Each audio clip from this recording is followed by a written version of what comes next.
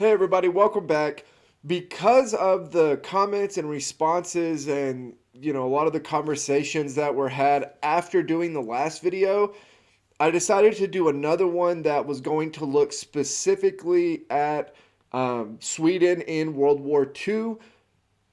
I'm hoping that it's going to be very factual. That's kind of what I'm wanting out of it. If it isn't, I have some different sources pulled up on my phone that we can get into later if it goes into a different direction. But I'm hoping that's the direction this goes. Also, there were other questions that were asked about other things pointed out in the last video that I'm going to try to answer everything in this one. This is kind of like a part two. It's not the same specific topic, but I'm going to try to get all of the questions and comments from the last video kind of answered in this one. So let's go ahead and jump into it. What did Sweden do in World War II? Scandinavia's neutral power, 1939 through 1945. In this series, I've looked at the roles of countries not normally associated with the Second World War and asked what did they do during that most famous of recent conflicts. Well, in today's video, I'd like to shine that spotlight on Sweden and what Sweden did during the Second World War. Now, if you look back at Sweden's history from the Vikings and through to the Great Northern War and its struggles with Russia, it's quite a warlike history. Yeah, those guys on the right are psychos. Psychos. That is a psycho army. So it might surprise you that after around 1809 with the Napoleonic Wars and 1812 with the last invasion, Sweden had actually remained at peace and would do so until the start of the Second World War in Europe in 1939. During this time, Sweden became a lot smaller geographically as it essentially shedded Finland, which became a new country to its east. During the First World War, Sweden decided to remain neutral, and in the post-war years there was a very strong socialist movement in Sweden that was generally split between a smaller, more radical communist wing and a more liberal social democratic wing, both. Yeah, so this is decently common throughout Europe at this time period. Obviously, there are some very well-known socialist authors and some write for newspapers and things, are like media figures and stuff like that. But they actually take that viewpoint of World War One of this might actually be good, to sort of transition into a new world of not just economics, but just state systems and governance as a whole. And so, yeah, this is not particularly uncommon. Even having the extreme wing of this is not particularly uncommon for the time period, nor is them staying out of World War One. If you were not directly involved in World War One, like right off the bat, almost everybody wanted to stay away from it. I mean, literally, all of these internal writings that have come out now, everybody wants to stay away from it for the most part. God, even the belligerents, you have a bunch of internal conversations and letters and things of that nature that we have now, where even they're saying like, we don't really want to do this. Are we actually going to have a big European blow up? It's just nobody really wanted to do it. So for World War One, they are not that is everybody wants to stay out of World War One.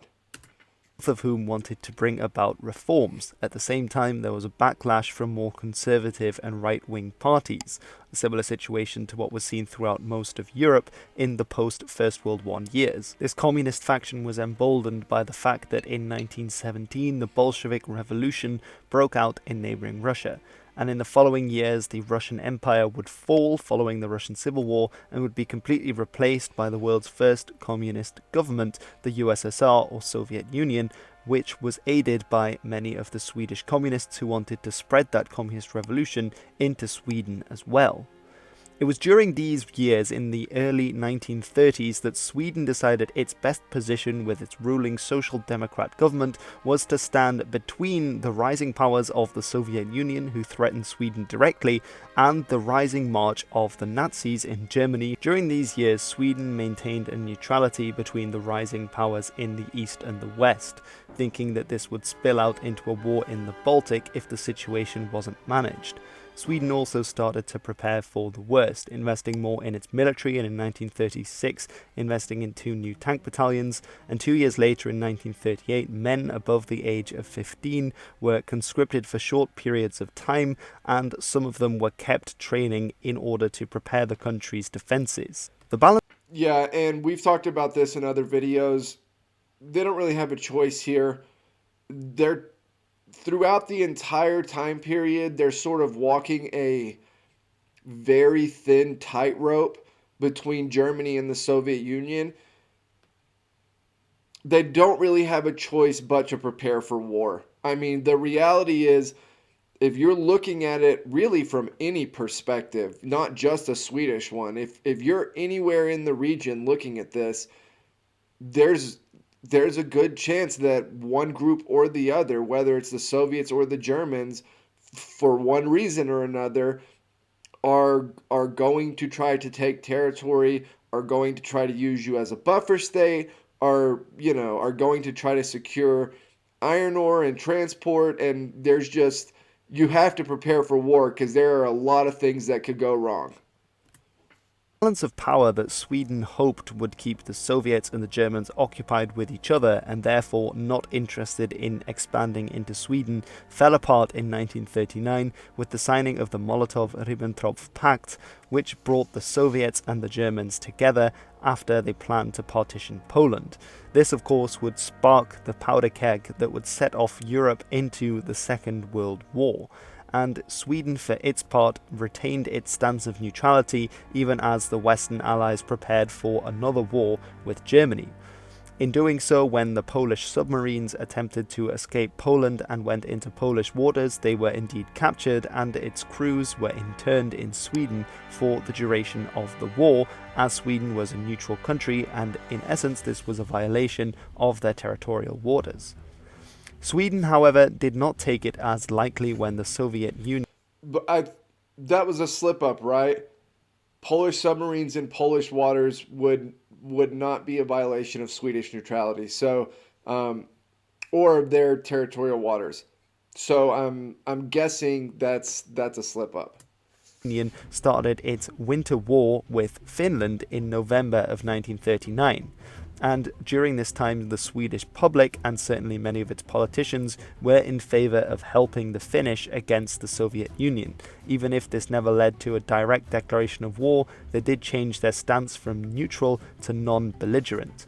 And many Swedes, up to around 8,760, volunteered to fight alongside the Finnish against the Soviets. Around 70,000 Finnish children were also evacuated to Sweden during this period, and there was a lot of tacit support from Sweden's government in other means towards Finland in their war against the Soviets. In 1940, the war would come even closer to Sweden as the Germans invaded Denmark and then leapfrogged over and invaded Norway during this time as well. Denmark, of course, would famously last only a few hours, while the campaign in Norway would span several months with Allied involvement. The Swedes, With regards to the Winter War, I said this last video. I view Sweden as a non-belligerent for the duration of this war for the most part. Um, Again, it's sort of splitting hairs on like true neutral or not, but I see them more as a non-belligerent. But they are going out of their way to not be directly involved. Like you can tell basically everything Sweden does when the Winter War starts is screaming that they are backing Finland. But they're so again, this is they're walking a tightrope here that if they bend, 1 inch over that line of their proclaimed non-belligerence in that case of the Winter War, then it puts them in a bad situation down the road. So they have this really fine line where they want to back Finland, but really they so have to be careful how they do it, because if they step over the line even a little bit, they're not really going to have the power later on to say we can't do that for the sake of neutrality, if that makes any sense. Who had their forces amassed on the border with Finland in case there would be decisive action from the Soviet Union if they had broken through Finnish defences, were due to be sent home. But with the invasions of Denmark and Norway, Sweden feared that it would be next and would need to mobilise its forces. However, the Germans had insisted that Sweden not mobilise its forces, or this might be taken as a reason to invade Sweden as well. And so they were able to, instead of bringing this force of 100,000 men into mobilization, the Swedes sent individual letters to the Swedish homes to bring the forces up and to give them the information of where they should assemble for their mobilization rather than an official mobilization, thus bypassing the Nazis' demand that they not actually mobilize their forces. And in this way, in a short time, they were able to raise an army of around 320,000 men to mobilize and started to prepare defenses along the border with Norway. In 1940, the Swedish also started to prepare their own Home Guard, a paramilitary force that would work together with the official military if indeed Sweden were invaded. During the Germans' campaign in Norway, they demanded of the Swedish government access to telephone and telegraph lines going through Sweden, which would allow High Command in Germany to communicate more efficiently with its forces deployed in Norway. The Swedes agreed to this, but at the same time they tapped these lines, and in doing so Arne Berling was able to access the German Geheimschreiber, similar to the more well-known Enigma machine was used to code messages between the German army.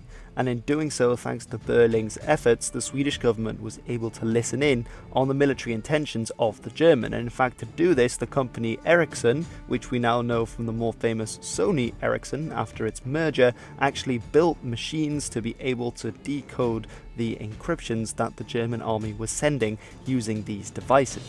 Yeah, it's really a pretty incredible story. I've looked for videos on this topic. It's kind of hard. So I don't watch the videos before recording. And so if I'm looking for a video on a specific subject, it's kind of hard to know if it's a good one or not. I'm looking at a lot of things. If it's a channel I've done before, how long the video is, like that sort of stuff. But if anybody has some good videos over the whole cracking of the Enigma code from the Swedish perspective, send them to me. Figuring this out, the Swedish government passed this information on to the Polish resistance, who were then able to communicate it with the Western Allies, thus giving them an advantage during the war thanks to this Swedish codebreak. For example, the Allies were able to find out where the Bismarck was located in northern Norway on several occasions because of Swedish intelligence. If you're looking to invade Norway and want to hide some private, personal, or military or otherwise information, then today you'll be glad to know that NordVPN can help. This is a virtual private network that secures your connections when you're away from home. With NordVPN, there are several great advantages, such as that there are over .com/Hilbert and use the special passcode Hilbert, then they can get a 2-year plan with an additional month at a huge discount. So definitely check it out because it will be linked in the description below, or go to nordvpn.com/Hilbert. So with NordVPN, be mobile, be safe, and be connected. With the battles in Norway raging on, Sweden found itself blockaded by both the Germans on the North Sea side and the Allies, as well as in the Baltic. This was a great problem for Swedish trade, and its economy plummeted as a result of being blockaded on many sides. There were still some in Sweden who did try to trade on, but many Swedish seamen became the target of both German and Allied vessels during this time. Yeah, and so one of the things that is I think overlooked about the situation in the Baltic is there is, maybe it's not the same, but there is a threat of invasion from the West. The British do not want the Swedes trading with Germany.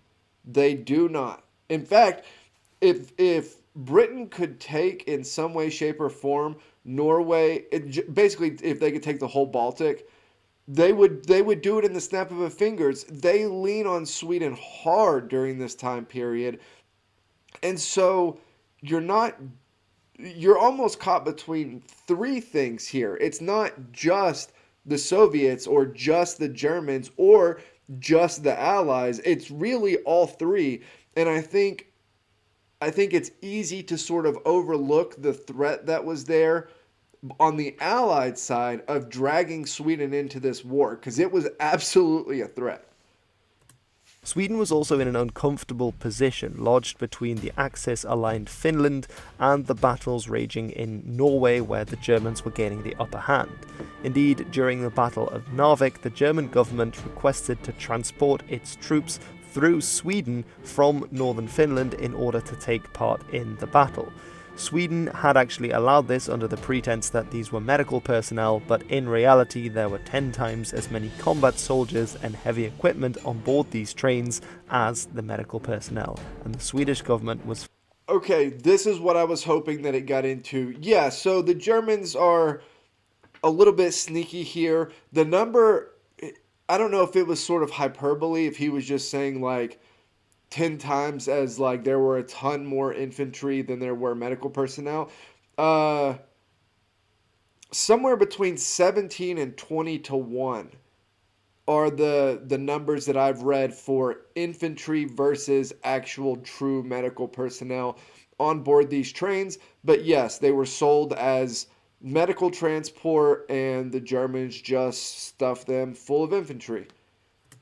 found afterwards to have been aware of this fact and yet to have given in to the German demand anyway and allowed the troops to be transported.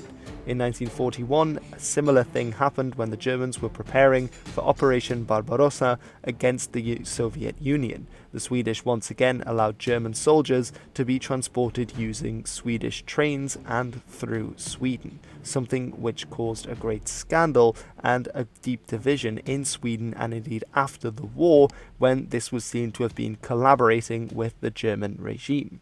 Okay, this was literally this was I wanted to see if he was going to go all the rest of the way with it before I just dove into this. This is what a lot of the comments for the last video were about, were the use of the trains, the use of the railways, and yeah, I mean they were used. I believe we talked about this, or I talked about it with a friend on the Discord the other day.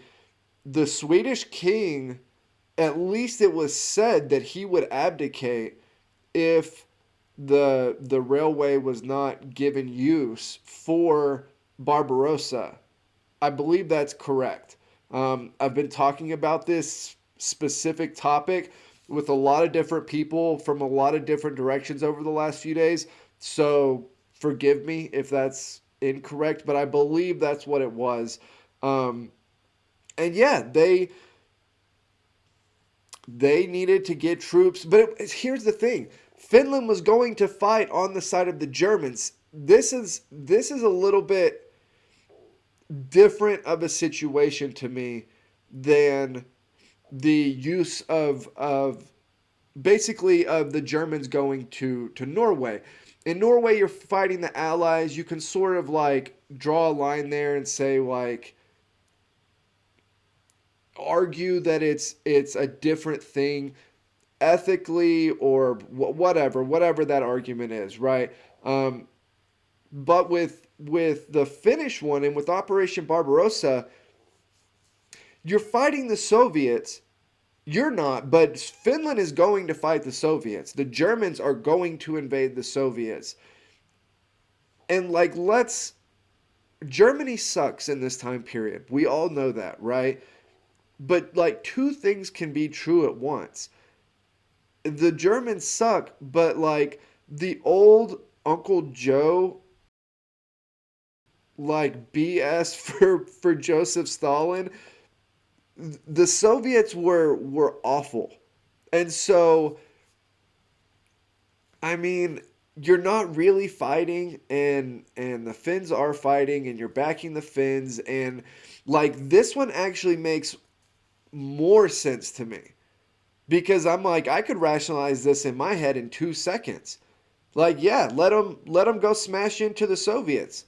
But either they get stomped out or the Soviets get stomped out, but one way or another, or maybe they both just slam into each other and eventually wear each other down like a World War One style thing. But one way or the other, I'm sort of getting out of this bad spot that I'm in. And from the Swedish perspective, they're kind of off the hook with Germany the second Barbarossa starts. I mean, the second it starts, any real threat that the Germans have over Sweden um, is sort of gone. And you see this with the responses that Sweden gives basically right when Barbarossa starts. They stiffen very quickly after the invasion starts for Operation Barbarossa. And so I actually way understand this move. I feel like it takes some heat today, but I actually understand it far more than I feel like maybe a lot of people do, or at least a lot of people outside of Sweden. If you can argue from like the ethical side that it's okay to stay out of the war in general, then I feel like it's very easy to like make the jump to allowing these German troops to go to Finland. It's just again, I've said this before. I think Sweden was sort of geopolitically or in like a realpolitik sort of way. They were brilliant during World War II. They played it exceptionally well. And you see it with their economy coming out of World War II versus what a lot of the rest of Europe looks like. So I know this is a little bit of a controversial topic, but I actually think it's a pretty easily explained one. Like I said, the troop movement to Norway is, at least in my mind, harder to like defend, I guess. Um, Not that you like need to defend it, so maybe that's not the right word. But like it's harder to give the explanations for that one just because you're fighting the Allies, and I mean Germany gets a ton of troops to Norway very quickly. Uh, but with the Finnish one, yeah, I mean I feel like I could justify that one all damn day. Even like if that's unpopular, I'm sorry. I just feel like I can. I If you're looking at the situation as a in a pragmatic sort of realism way, I just feel like it's easy to sort of explain why you would do it. It's also true that around 37% of Sweden's exports were for Germany because the Baltic, basically the largest coastline that Sweden has access to, was basically controlled by the Germans who had occupied Poland and who would later push into the Baltic states as well. It's also true that Sweden was the largest supplier of iron ore to Germany Yep. from a neutral country during the Second World War, something which caused great controversy and which Winston Churchill famously spoke about, saying it must be understood that an adequate supply of Swedish iron ore is vital to Germany. The effectual stoppage of the Norwegian ore supplies to Germany ranks as a major offensive operation of the war. No other measure is open to us for many months to come which gives so good a chance of abridging the waste and destruction of the conflict, or of perhaps preventing the vast slaughters which will attend the grapple of the main armies. And indeed, before the Allies had been ousted from northern Norway, there was actually a plan to swing across the north of Norway and invade Yep. Sweden in order to capture this vital resource. Yep. Again, they wanted to cut the iron ore off. That was, the threat from the Allies was absolutely there. But this never ended up happening. Around 180. Oh yeah, and if you read some of the quotes from somebody like Churchill and you're like, "Man, he makes us sound like a real dick." Go read what he writes about the US even after they get involved in World War 1. Swedes ended up joining the Waffe SS, the elite Nazi troops of the German army. However, this is quite a small number compared to others in different countries that were, of course, occupied by the Germans and indeed from several other neutral countries, as the Swedish government had made it illegal to join the SS. Around 8. Jesus, sorry, I'll let it roll for a whole a whole bit after this. Sorry, I'm pausing so much.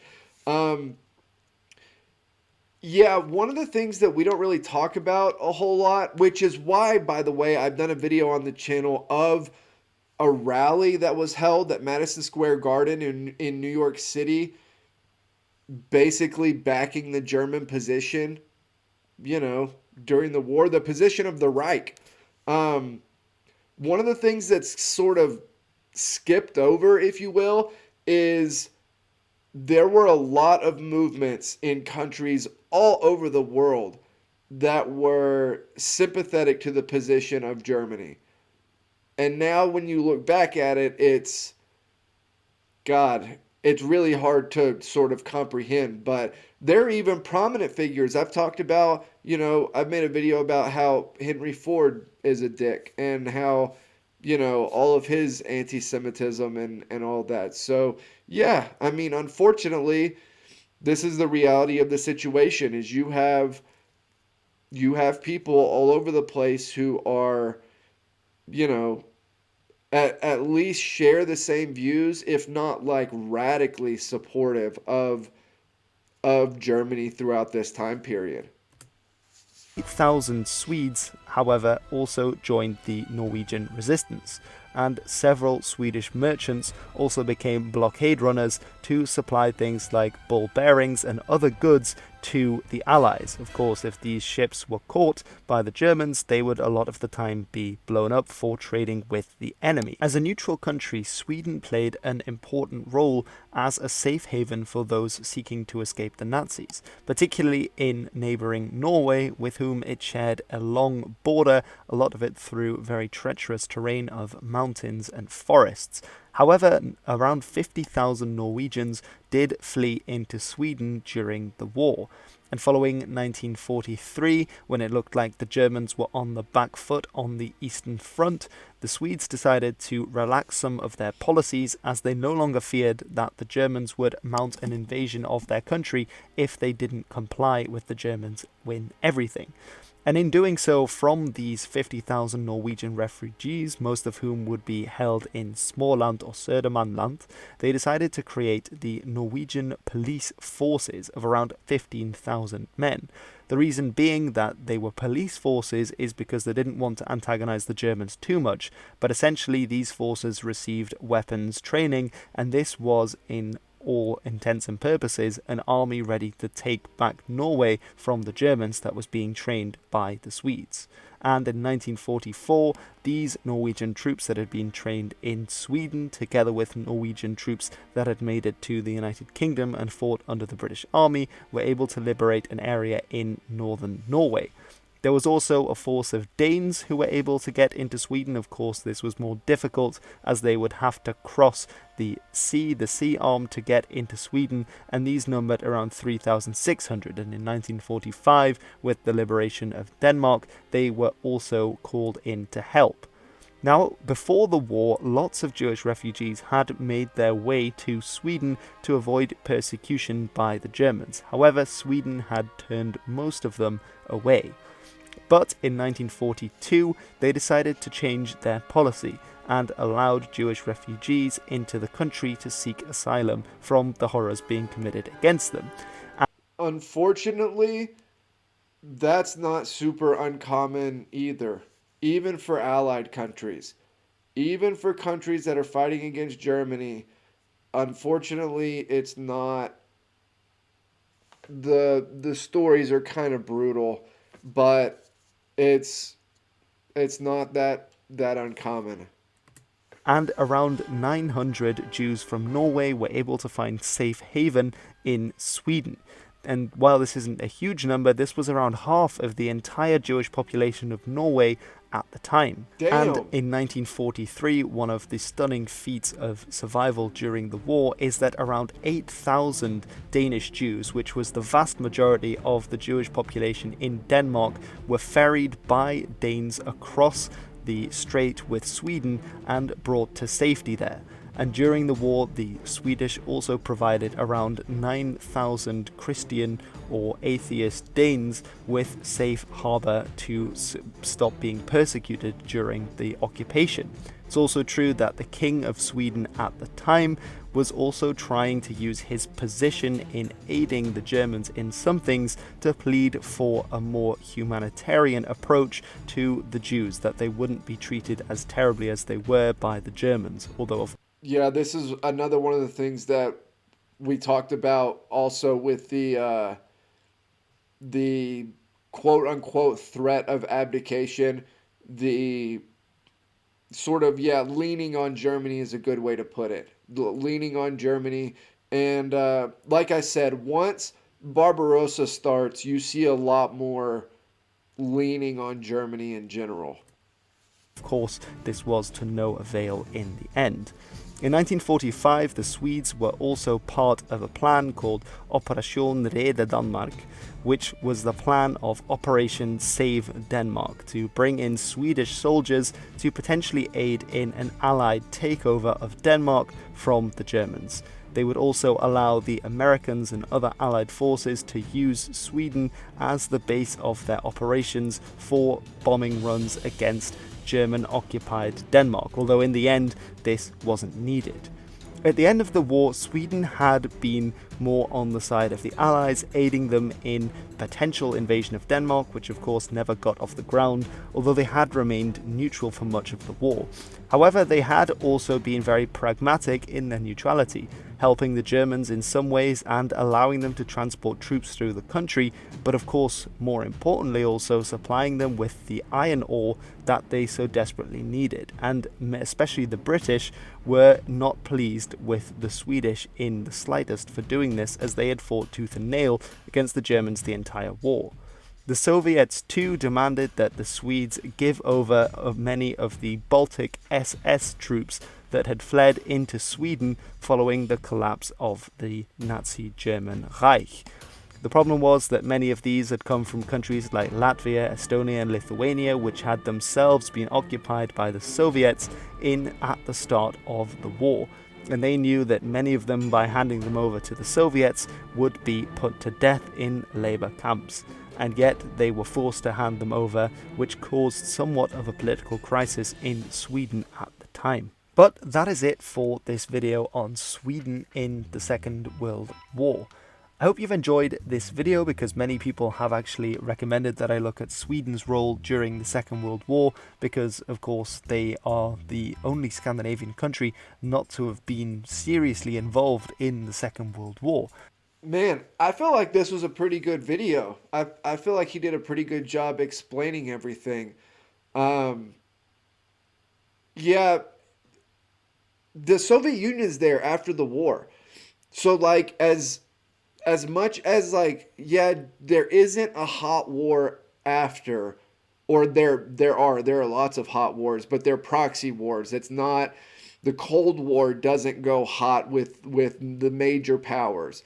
And because of that, we sort of view the Soviet Union a little bit differently in like a historical aspect.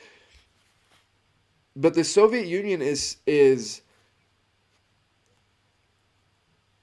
they are as much of a pressure, of a nemesis, nobody's off the hook. Everybody immediately goes from looking at Germany and everything we do to take down Germany. And even with regards to the Soviet Union, with the Allies, it's the whole Uncle Joe thing and all of that. And then as soon as the World War II is over, everybody immediately shifts their view to the Soviet Union. And when they do, you start to see more like Sweden's decisions at that point during World War II look more pragmatic. Like when everybody's viewing it through the lens of Germany, then everybody's sort of pissed. But the second that ends, and everybody now sees the huge elephant in the room, the big, red elephant carrying a hammer and sickle, um, then their decisions just seem, you know, almost, I don't want to say prudent. That they seem pragmatic. That's what they seem like. So, um, the last thing before we go, somebody had asked me for my thoughts on Turkey and their stuff with NATO and all of that. Turkey has for a long time made up the majority of land troops for NATO in Europe, and because of that, they have, and I mean like active land troops. Because of that, they have sort of gotten a pass. They sort of occupy a very unique position between the West and Russia. So there's sort of some bending around that. There's there's geopolitical reasons for why Turkey is sort of what it is in regards to NATO and the West and everything. God, they drive me nuts. They drive me nuts. Actually, it's not Turkey as a whole. It's basically just their leader. Um, but they drive me nuts, and I don't totally understand why. I don't understand why NATO doesn't like stiffen its backbone. And I have this same issue with the way that the U.S. handles geopolitics and stuff like that with places like Saudi Arabia. I just don't understand why there isn't more of a sort of like know your place. Like everybody in NATO is important, but one sort of dick NATO member cannot just totally burn the thing down, or else it's doing exactly opposite of what it's meant for, of what you're supposed to have that there for. And so yeah, I wish that NATO would get, or even just individual NATO members like the US. I wish they would just get a lot tougher with the way that they handled Turkey and the entire situation. But um, that's sort of a sidebar of something that I got asked in the comments of the last video. So if you have any other questions, comments, concerns, videos, anything like that, put them in the comments down below. I'll put the Discord link in the description box down below. As always, like, comment, subscribe. Help me keep building the channel over here. And I will see you all in the next one.